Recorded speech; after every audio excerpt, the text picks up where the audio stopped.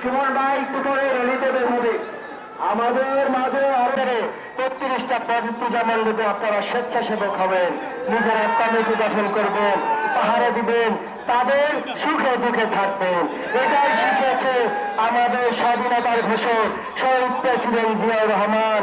তিনি শুধু মুক্তি বাহিনী বানিয়ে বাংলাদেশকে স্বাধীন করেনি, তিনি যখন দেখছে জন্ম থেকে চলছে বাংলাদেশ, তখন তিনি আরেকটি মুক্তি বাহিনী গঠন করেছেন।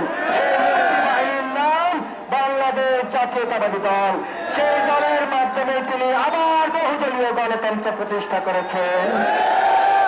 সেই গণতন্ত্র যখন আবার হত্যা করা হয়, গণতন্ত্রের মা দেশনেত্রী বেগম খালেদা জিয়া আবার হাল ধরেন এবং বিপ্লব ঘটিয়ে আবার বাংলাদেশের মানুষকে মুক্ত করেন।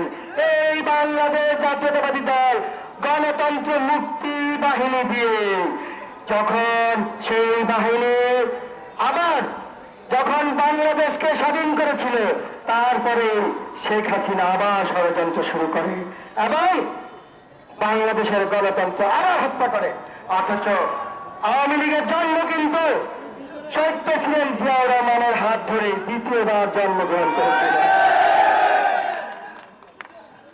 সেই শেখ হাসিনার ষড়যন্ত্রে বাংলাদেশের গণতন্ত্র হত্যা করা হয়, বাংলাদেশের মানুষের বাক স্বাধীনতা কেড়ে নেওয়া হয়। কিন্তু বাদশা থেকে গণতন্ত্রের মা দেশনেত্রী বেগম খালেদা জিয়া, তাই দেশনেত্রীকে দেখেছেন কিভাবে ফরমাইশি রায় এবং ষড়যন্ত্রের মাধ্যমে অবৈধভাবে বন্দী করে রাখে এবং স্লো পয়জেন্দ্রীয় নেত্রীকে হত্যা ষড়যন্ত্র পর্যন্ত করেছিল। তারপর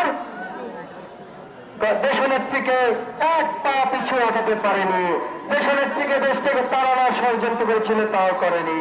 তাই হত্যা ষড়যন্ত্র করেছে। চিকিৎসার অধিকারটুকু, গণতান্ত্রিক অধিকারটুকু নেত্রীর কেড়ে নেওয়া হয়েছিল। তারপরেই মুখে দাঁড়ান শহীদ প্রেসিডেন্ট জিয়াউর রহমানের জ্যেষ্ঠ পুত্র বেগম খালেদা জিয়া, জ্যেষ্ঠ পুত্র দেশ নায়ক তারেক রহমান, জাতীয়তাবাদী দলের ভারপ্রাপ্ত চেয়ারম্যান দেশ নায়ক তারেক রহমান। এরপর দুর্বল আন্দোলন গড়ে তোলেন, যেভাবে তুলেছিলেন শহীদ প্রেসিডেন্ট জিয়াউর রহমান, যেভাবে গড়েছিলেন গণতন্ত্রের মা দেশনেত্রী বেগম খালেদা জিয়া।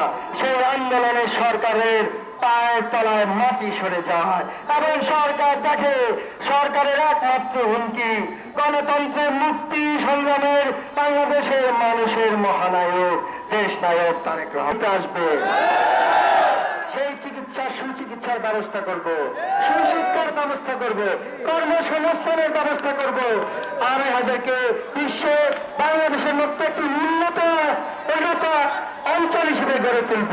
আমি আপনাদের কথা দিচ্ছি, এতটুকু কথা দিচ্ছি, আপনাদের ঘুষ দুর্নীতি মুক্ত প্রশাসন উপহার দেব। আর আজের মাটিতে কেউ দুর্নীতি করতে পারবে না, কেউ চাঁদাবাজি করতে পারবে না। যারা চাঁদাবাজি করছে তারা বাবুর নকল করছে, তারা আওয়ামী লীগের নকল করছে। সুতরাং তারা আজ করে বিএনপি করতে পারে না, আমি আমার বক্তব্য এই বলে শেষ করছি, দেশ নায়ক তারেক রহমানকে বাংলাদেশের মাটিতে ফিরিয়ে এনে বাংলাদেশের মাটিকে করব পবিত্র, যেই অপবিত্র করেছিল শেখ হাসিনা। গড়ে তুলব বিশ্বের বুকে একটি সমৃদ্ধশালী বাংলাদেশ। বাংলাদেশ জিন্দাবাদ।